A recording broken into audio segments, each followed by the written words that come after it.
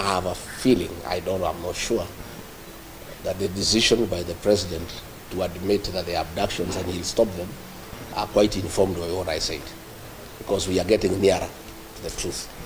So, but since the president spoke, now is almost 64 hours.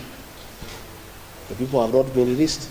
Rigathi Gachagua, the former deputy president, revealed on Sunday, December 29th, that he believes his public statements led to President William Ruto's recent admission about abductions in Kenya.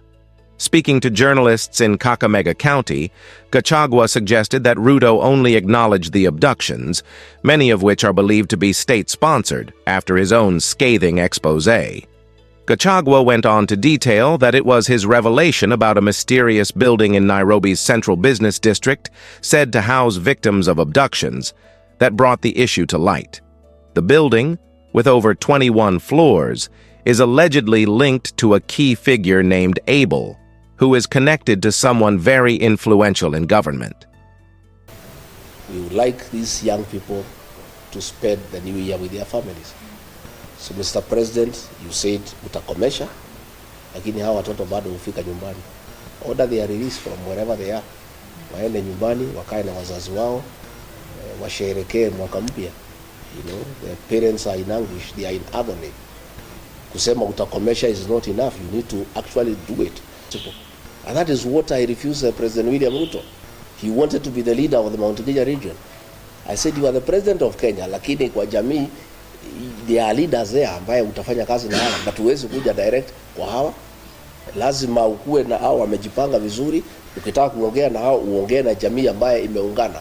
And he did not want that, because he knows when we are united, 8, 9, 10 million votes, we are very strong, and it is not possible to shortchange us. So you, as a region, please be united and have your own identity as a region. Na msiambiwe na watu ati ni mambo ya Kenya, ati ni ukabila, oh, we want all Kenyans to be united. You know, when I have listened to the president, when he's talking about Kenya being united, what he means is Kenya being united behind him. That is what he means. Hii akiongea ati mambo ya Kenya kuungana, what he means is behind him. Kenya is not at war with anybody. All communities are working together. The people of Mulembe and others, we are friends. There is nothing to unite us. It's you to unite as a region, so that you go and engage other regions who are also equally united. So, kibarua iko kwenu, my friend from the people. As you speak, do you think that the mountain is one? Because most of the political analysts have said that the mountain is divided. Most of those analysts are not from that region. They don't understand that region.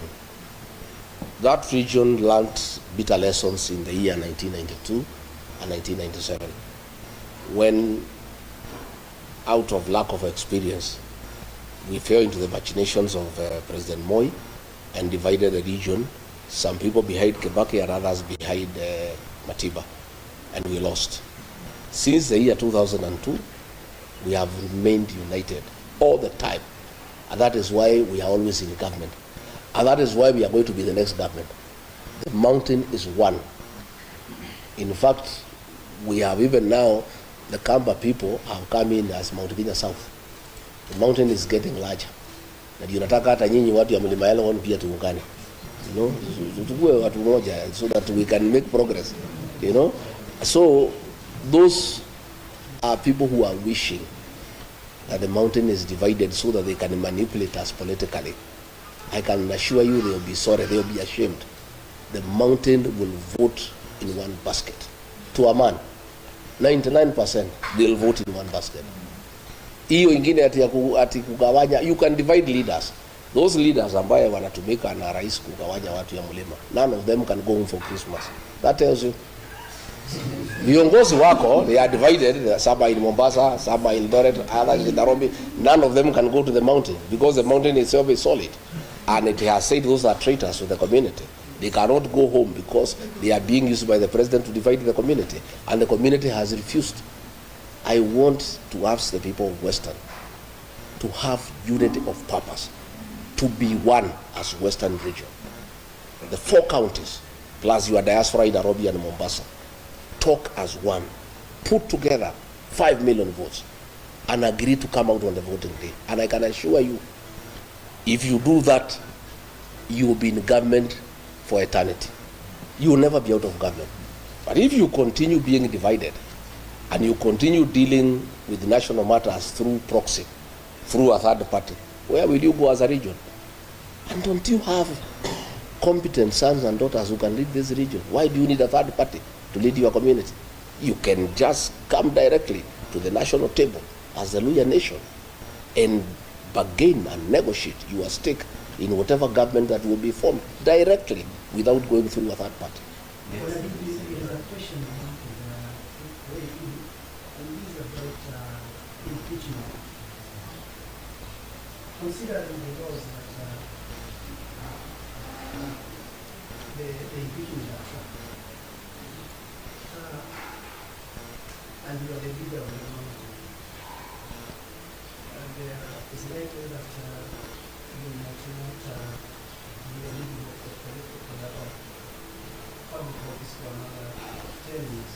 Are you considering wanting any other person to push your agenda or your agenda on the table, or you are going to challenge that in court? I think let's cross the bridge when we reach there. The matter is in court and is ongoing. And irrespective of the outcome, I'm a leader in this country. And I have my own following, which has not been affected by the impeachment. The people of Kenya never impeached me. It's just a few MPs who are given money, senators. That is it. But I still have a large following.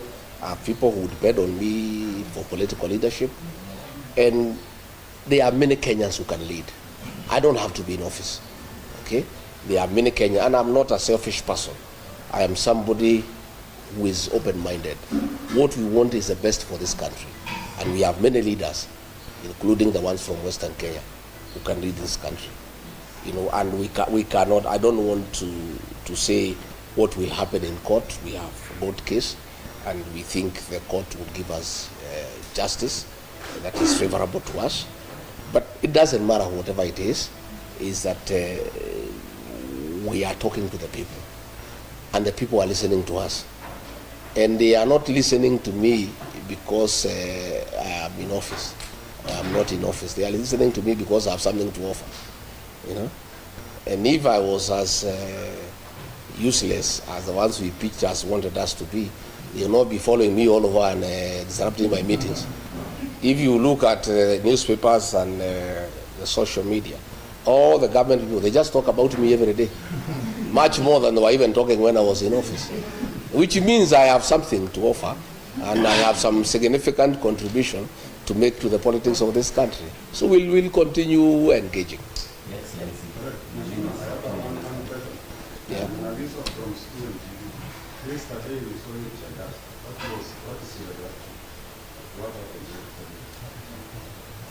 You know, we have a desperate regime that has lost favor with the people of Kenya.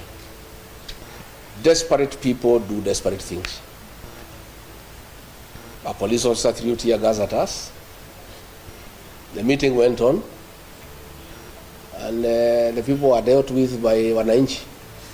You know, Wananchi are protecting our meetings. Our Wananchi will not allow that kind of nonsense anywhere. So the meeting still went on. Nothing stopped the meeting. These are just desperate people. They have nothing to offer the people of Kenya. There are so many questions, abductions they cannot answer, cost of living they cannot answer, poor economic management they cannot answer.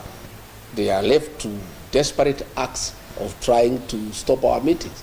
In fact, those acts of trying to stop our meetings make the people more agitated by the government, and they become very rebellious. So to us, it's neither here nor there. It's just an act of desperation by a regime that has lost credibility, that has lost legitimacy, that has lost the goodwill of the people of Kenya. And when people are desperate, they are allowed to do desperate things. Excellency, there are those who say that the attacks are planned by the people so that you can see that. Do you want to believe that kind of thing? Do you want to believe anything this government is saying? They say there are no abductions. President said more than 5 times there are no abductions. he seems to have changed his mind and said he is going to stop the abduction. So if he's going to stop the abductions, who was doing them? Do you believe anything these people say? These people will say anything. They are not believable anymore. People are tired of lies, you know, and everything is there. It's on video. People can see what was happening. A fellow was arrested last night. The Inspector General of Police ordered that he be released unconditionally because they were behind it, and he's a police officer. But those are desperate acts. They change nothing. They just pick the people more a burden. Just on that, you have been claiming that he's after your life. Who else do you think will be after my life? The answer is you all know the answer. I did not add anything more. On matters of action, you had said that Yes. Yes. I said they need to dismantle that unit. I didn't want to name the building because there are people there doing businesses, and you'll be putting that building and the people in that building into danger. I'm giving the government time to dismantle that unit on the 21st floor of that particular building. I said the officer is called Abel. He is a cousin to somebody very senior in this administration. The cousin now knows that we know him. So I have a feeling, I'm not sure, that the decision by the president to admit that the abductions and he'll stop them are quite informed by what I said, because we are getting nearer to the truth. So, but since the president spoke now, it's almost 64 hours. The people have not been released. We would like these young people to spend the new year with their families. So, Mr. President, you said utakomesha, lakini hawa watoto bado hufika nyumbani. Order their release from wherever they are. Waende nyumbani, wakae na wazazi wao, washerekee mwaka mpya. You know, the parents are in anguish, they are in agony. Kusema utakomesha is not enough. You need to actually do it by having those young people released. And as I said, it doesn't matter how many people you abduct, it doesn't matter how many meetings you disrupt, unless the president deal with the issues that have made the people of Kenya very angry, he's wasting his time. Even if you abduct the whole country, as long as those issues are outstanding, and they have everything to do with poor economic management, theft of public funds, corruption, state capture, and lack of respect for the people of Kenya. Hii kutukana watu wa Kenya, kusema wako na mapepo, calling them stupid, those are the issues that you have to deal with. Even if you abduct young people, it will not solve any problem. It will not.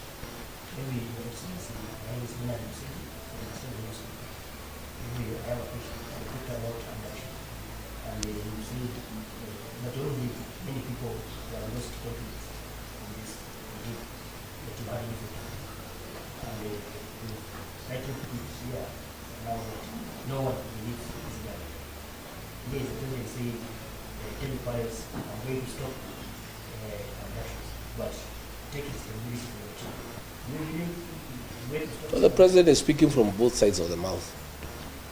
He needs to just address abductions. That is what is the work of government.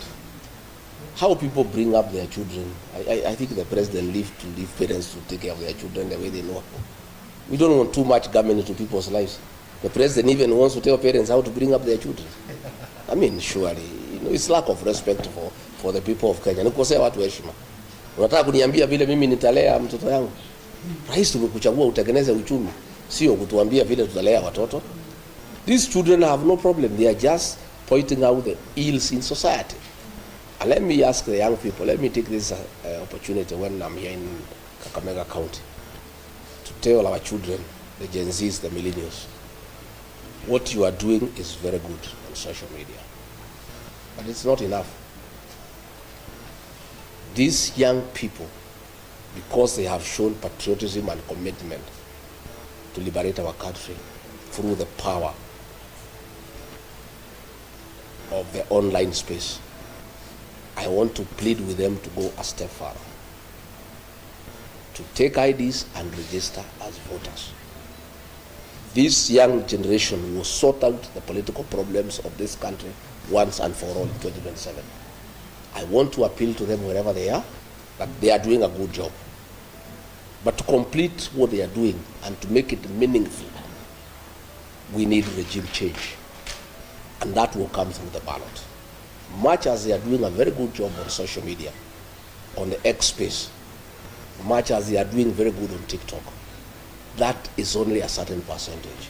But the real job to liberate this country and bring good governance will take place in August 2027.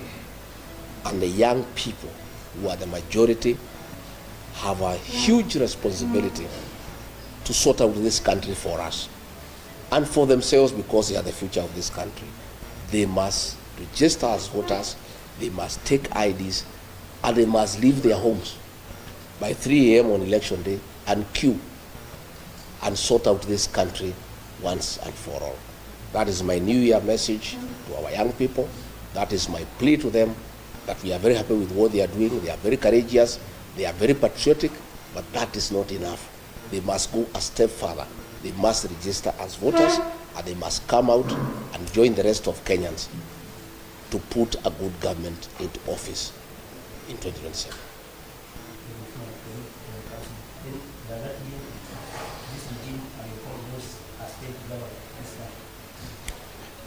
I think you have the answer. If you listen to the people of Kenya, it's an answer I don't need to tell you. You can hear what everybody is saying. Everybody is disappointed that all the promises that were given have turned out to be lies. And bad as it is to lie on those promises, we continue lying to the people more and more. You have seen the things that are going on in the health sector.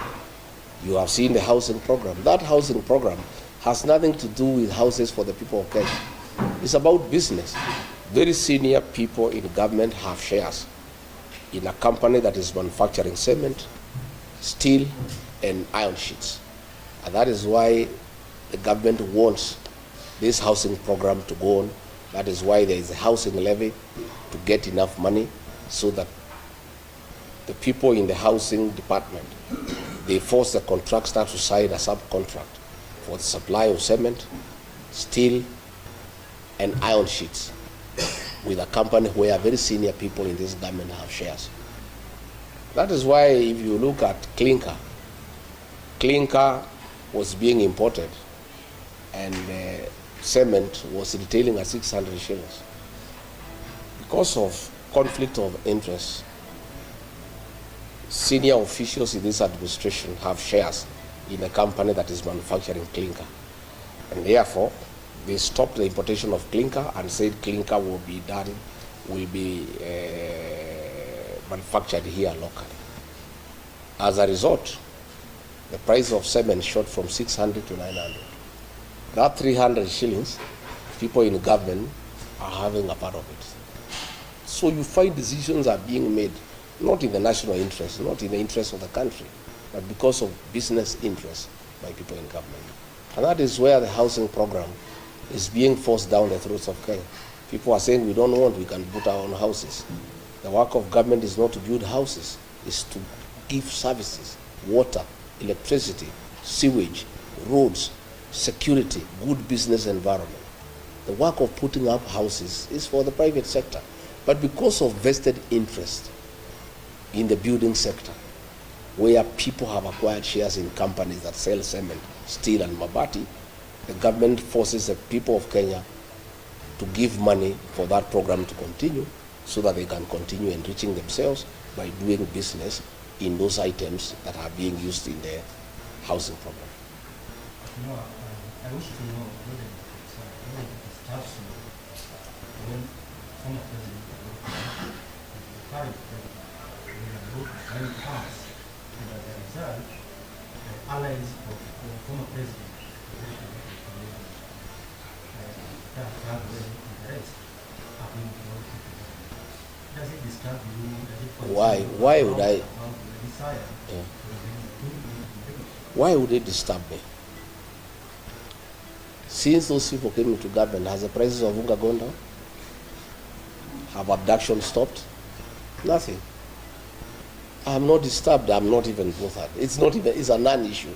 as far as I'm concerned.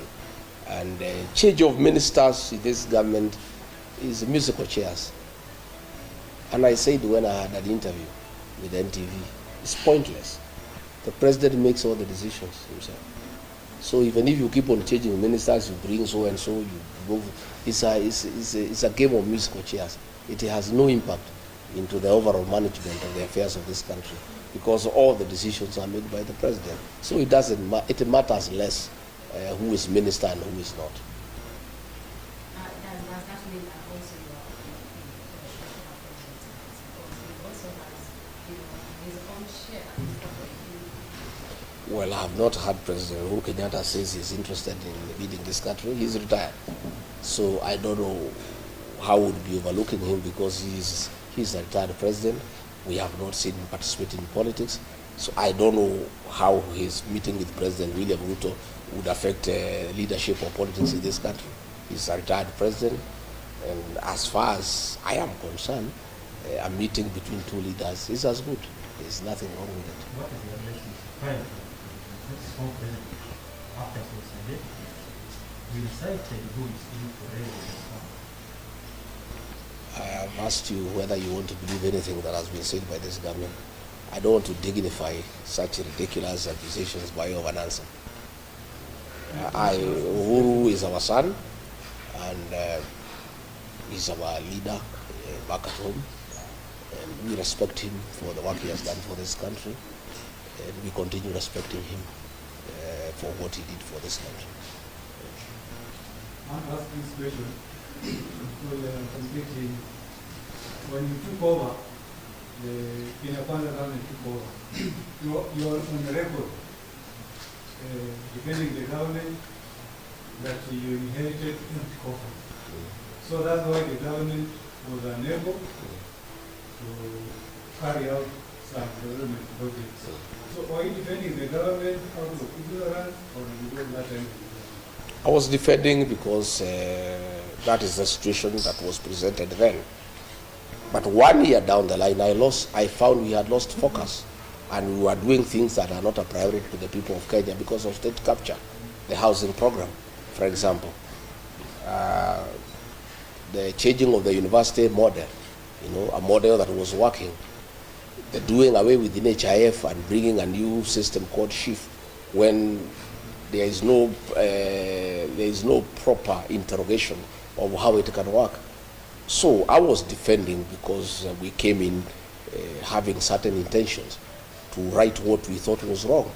But along the way, I found that most of the things that we were doing were not in national interest. And I started saying no. And that is when I started having a problem with the president, by saying, no, this is not right.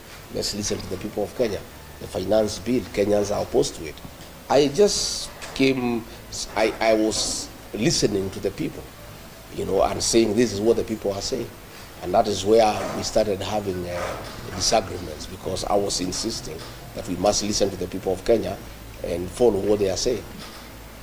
Namshukran Mheshimiwa Rigathi Gachagua, naitwa Sajida Jaban kutoka Dubai FM Radio hapa Kakamega. Swali langu litahusiana kwamba tangu ulipoweza kubadilika madarakani na mwenzio naibu wa rais wa sasa Profesa Kithure Kindiki akaweza kuteuliwa kama naibu wa rais, je, mlikuwa na mahusiano mazuri sana? Je, uhusiano huo ungalipo baina yako na Mheshimiwa Rigathi Gachagua? Swali la kwanza. Swali la pili, alipoteuliwa katika siku ya kuapishwa pale KICC, Rais William Ruto alisikika akisema kwamba hakuwa na yule msaidizi wa kumsaidia kuweza kuelimisha Wakenya kuhusiana na miradi ya serikali. Tayari ushataja baadhi ya ajenda za serikali ya Kenya Kwanza. Je, kuweza kujua kuhusiana na miradi hii na baadaye tukapata sakata mbalimbali kama vile Adani, ni kipi ambacho ulikijua ambacho Wakenya hawakujua? Yes, I heard the president say that he was lonely at the presidency because there was nobody helping him to defend government programs. That is true. I was unable to defend most of them because I could not defend theft and corruption. I could not defend Adani. So I was unable to talk about the housing program because when I listened to the people of Kenya, they didn't think it's a priority. I was unable to defend the migration from NHIF to SHIF because it's not working out well for the people of Kenya. Why I could not do it is because I was elected. I was not answerable to President William Ruto. I was answerable to the people of Kenya. So anything that the people of Kenya had a problem with, ordinarily when you are elected, you don't fight your own bosses, the people who elected you. Ndio mimi nikashindwa kwenda kutetea hizo miradi. But the person the president chose to occupy that office can defend anything because yeye ni mfanyikazi wa rais. Yeye si mfanyikazi ya raia, hajachaguliwa na mtu yeyote. Yeye ni mfanyikazi wa Rais William Ruto. So akiambiwa kwenda sema Adani ni mzuri, anaenda anasema Adani ni mzuri. Shivu ni mzuri, Shivu ni mzuri. Hii ni abduction, hakuna abduction, anasema hakuna abduction. But mimi, when I was still in office, nikiwa Mombasa, I castigated abductions and extrajudicial killings because I was elected by people. When you are elected by people, you must think about them and what they think about what you say and what you do. And that is the difference between an elected deputy president and an appointed one. And that is why the framers of our constitution, made it possible for a deputy president to be elected so that he can be talking for the people and can tell the president, no, this is wrong. But the situation we are having now, there is no difference between the president and the deputy. They are one and the same. So that was the situation. And I really asked the president to forgive me. I couldn't. I was elected, so I couldn't defend corruption. I couldn't defend things that are against the people of Kenya. There was no way I could do it. But it is not because I'm a bad person, but it's because I was elected. And once you are elected, you must respect the people who have given you the job. Mwisho kabisa, kuna hili swala ambalo wanasema kwamba kuna baadhi ya viongozi wanasema kwamba ni wakati sasa uweze kuketi chini na kunyamaza ili kuweza kuzuia baadhi ya mashambulizi ambayo yanatokea kwa sasa. Na kauli ya mwisho pia nitakuuliza kuhusiana na kuna mpango wa serikali kuweza kuleta ile vaccination ya mifugo mwaka ujao. Kauli yako. Wale wanasema ni nyamaza si wafuasi wangu, ni watu ya serikali. Watu ya serikali wanitakie vema. So ukisikia wakikwambia unyamaze, ujue unafanya ile kitu nzuri, unaendelea. Because if they meant well for me, they would not have removed me from office. Why are they bothered? If I keep quiet, I am better off. Then why should they wish me well? Yeah, I cannot keep quiet because there are many issues to talk about. We cannot keep quiet when the people of Kenya are suffering, when our children are being abducted, when people are being overtaxed. We must speak because we are leaders. And I was not just speaking because I was in office, because I'm a leader in this country. I was elected by the people. I must speak for them. Mambo ya vaccination tunauliza serikali ni sawa, lakini huwezi lazimisha chanjo kwa nguvu. Chukua muda uende ueleze wafugaji faida ya hiyo chanjo, na wakikubali chanjo itaendelea. Wakikataa, ukubali wamekataa kwa sababu ng'ombe ni yake, na huwezi lazimisha mtu kuhusu mambo ya ng'ombe yake. Ng'ombe ni yake, yeye ndiye mwenye kununua, yeye ndiye mwenye kulisha. The cow is this. You cannot do things by force. If you find people are saying no, don't insist. Listen to them. If they say they want the vaccination, go ahead. If they say they don't want, stop it. Kenya is a democracy, and that is why we have a constitution, and it allows people freedom of choice to decide what you want. And you cannot interfere with people's private lives. The cow is mine. I bought it. I'm the one who feeds it. I do what I want with my cow. The government cannot force me to vaccinate my cow if I am not interested, or if you are not convinced me that is the right thing to do. Ile kitu iko inasumbua Kenya hii ni kiburi. Ni kulazimisha watu. Inataka kulazimisha watu kila kitu kwa nguvu. Hiyo ni mambo ambayo yamesakadi imepitwa na wakati. Ndoa yako na Rais William Ruto kwa nini wengi tumekuwa tukiendelea mchana. Na baadaye kidogo wengi wakawa wanasema kwamba kile kitu ambacho kilifanya ukaondolewa madarakani ni maandamano ya Gen Z. Wengi wanasema kwamba you have been hiding, you have been funding Gen Z protest. Sifikiri hiyo ni sababu ya ukweli. It's not true. I defended Gen Z when the president called them criminals because I don't think they are criminals. I think they are our sons and daughters, and I think they are legitimate concerns. The fact that I defended them does not mean that I sponsored them or funded them. or I'm their leader. And by the way, I wouldn't mind being their leader politically. If the Gen Z are behind you, you are very strong politically. It's the wish of any leader in this country for Gen Zs to be behind you. So it's a good wish for me. If the Gen Z can agree to be behind me, I'll be a very happy person. They did not remove because of that. They refused me because I refuse to support corruption. I refuse to support economic management of this country. I refuse the president to divide my region, the Mount Kenya region, for political expediency. I said he cannot divide them. Those are the issues. And I refuse to be a yes man, say yes to everything. Those are the issues. Anything to do with Gen Z or the shareholding or his tribal, that is just talk. But the real thing is that I would not be party to some of the things that the government was doing. The last question, please. We've seen him pursuing of physical leadership. Is there anything in the offering? Are you going to form another physical coalition? I think if you listen to me speak, I said, we are all working towards liberating this country, but every leader has a responsibility to put his people together. I am putting my people together. Eugene and others are putting their people together. Everybody, once that has been done, we'll be having a conversation in the new year. How do we now come up with a formula of how to come up with responsible leadership that will be responsive to the needs of the people of this country? So this is an ongoing conversation. This is a process. It takes time, but I can assure you that we have patriotic men and women in this country who will do whatever it is, who will sacrifice a lot to make sure that we get the right governance into place for the benefit of the people of this good country. Asante sana kwa muda wako. Asante. Tena Mlele Nation. Kile kitu ambacho ningependa kuambia kwamba kuna a lot of local and TV and radio stations, national TV stations as well around. So the truth will not kile nasikika pengine akisema yale yote ambayo ameweza kusema hapa. Lakini thank you so much on behalf of the panelists and wote wameuliza maswali na all the media stations represented. Karibu sana. Asante sana. Na mimi nimeshukuru sana, nimetakia nyinyi sikukuu njema na mwaka mpya wenye mafanaka kubwa. Na hii Western mtakuwa mkiniona from time to time.